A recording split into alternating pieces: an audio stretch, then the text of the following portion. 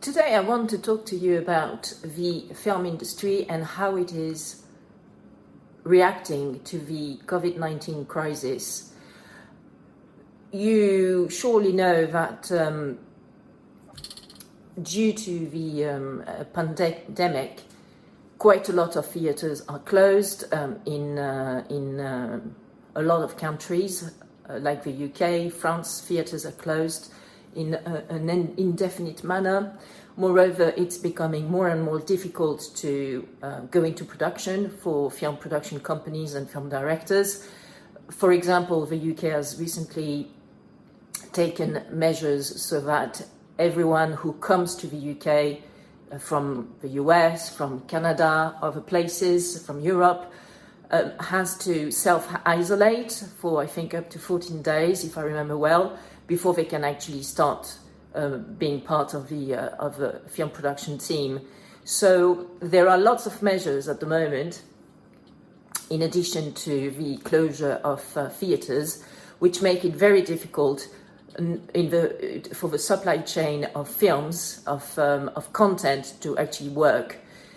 Not only at the production stage, as I just explained, because it's very difficult to comply with all the safety rules and measures to safely film in production under the COVID-19 pandemic, and also because at the end of a supply chain, which is basically distribution through theatres, well, this is completely closed. So, as you know, consumers have been consuming content, video content, mostly through platforms in the last year or so. And to be honest, I think that because of the concerns that most citizens have to catch COVID in public places, it's going to go on like this for another year. Even when theatres are going to reopen, I still think that a lot of consumers and content, content consumers are still going to be quite reluctant to attend public venues such as theatres to watch movies and films. As a content creator, as a film producer, who usually are the stakeholders in the film industry whom I interact with through my work as an entertainment lawyer, practicing out of Paris and London, I think that it's very important for you to make the most of these conditions, which are tough, I must admit, but you have to be quick on your feet to pivot and find the best approach for your business model. By that, I mean that it's critical for you to keep on going to trade shows. So in the film industry, there are the festivals and the film markets, such as Sundance, which is going to start on the 28th of January 2021, this week, and which is going to terminate on the 3rd of February 2021. So, of course, it's going to be an online edition of Sundance, but it really is worth attending because I'm sure that there are going to be some possibilities to have chats with other content creators, with content buyers, such as the platforms, such as the studios, etc. So, yes, if you are based in Europe or Asia, it's going to be difficult to attend online because then you have to be up at very unsocial hours in your own geographical zone to be able to attend Sundance. But I think it's still worth the effort as a budding or young content creator, film director, film producer to attend Sundance for sure, which is the first film festival to kick off the year on the agenda, on the calendar for film professionals. Also in March, beginning of March, the European film market and the Berlinale are going to take place online. So yesterday I just registered for the European film market and the Berlinale. I used to go, of course, physically going to Berlin every year in February, but so this year this session is going to be held online, and I understand they want the Berlinale and European film market want to have a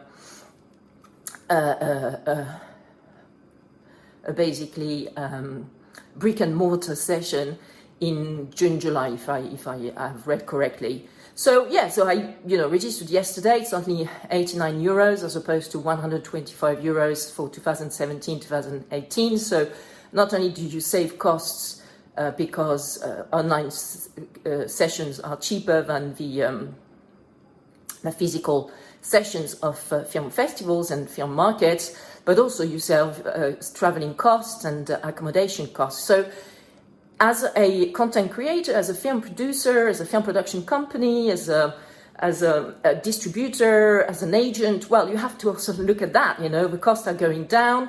It's easier to more seamless to actually attend festivals and market festivals and in difficult locations such as Sundance. I mean, Sundance is usually takes place every year, usually in a park city in Utah. I mean, sorry, but not everyone, for example, from Europe or Asia, has got the funds to actually go to Utah for a week-long festival. So I think it's important to have a look at the positive aspects that this pandemic has triggered,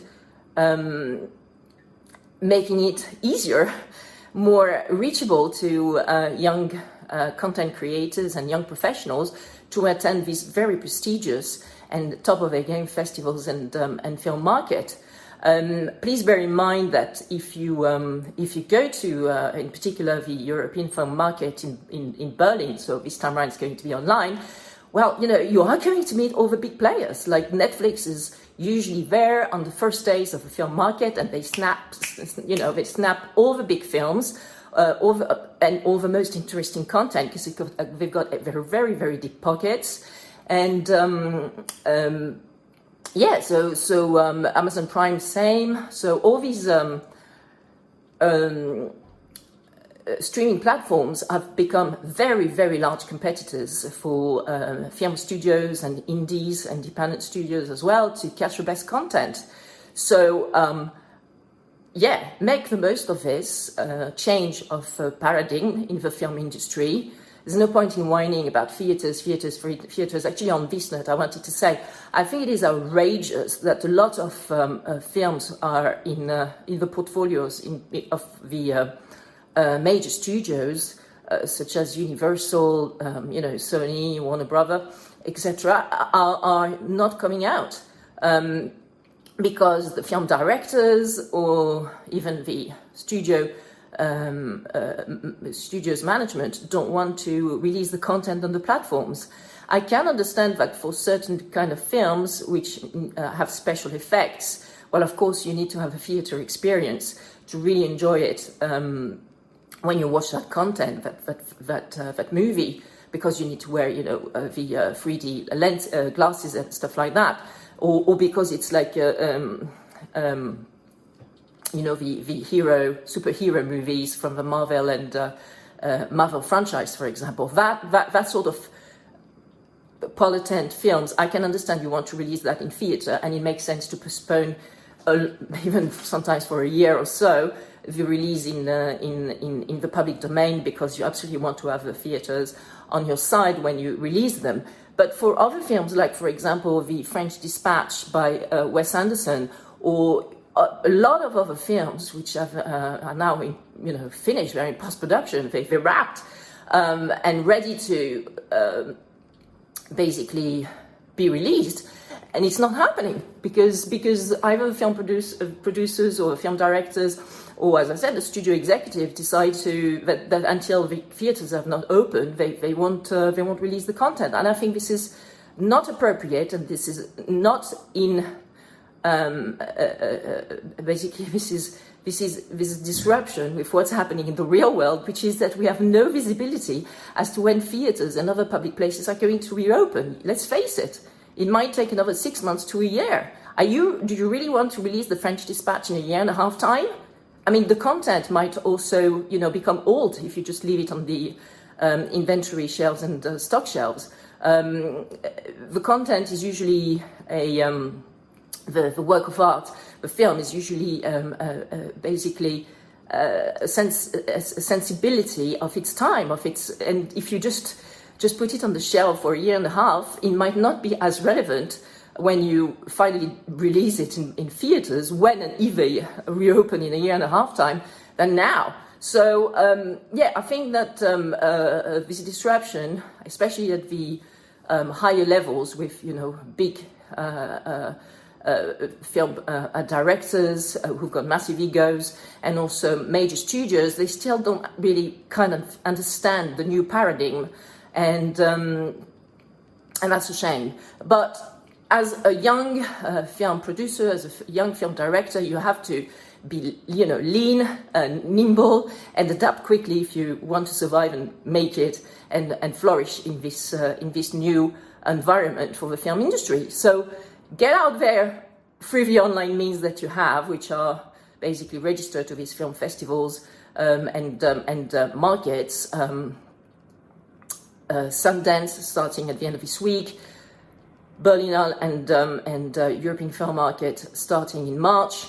Read the trades online, of course, Variety and Hollywood and Reporter and Screen and, the usual trades. And be there on social media, talk about your projects, have some reels that people can see online on your website or on your social media channels, and have a great website to display your services and capabilities, and keep working, keep producing out some good content. All these platforms do need some outstanding content to actually capture the attention of consumers, of a clients. So you are in a strong position. Just maximize your opportunities and inundate the world with your beautiful creations, the creative industries and film creators. Bye for now.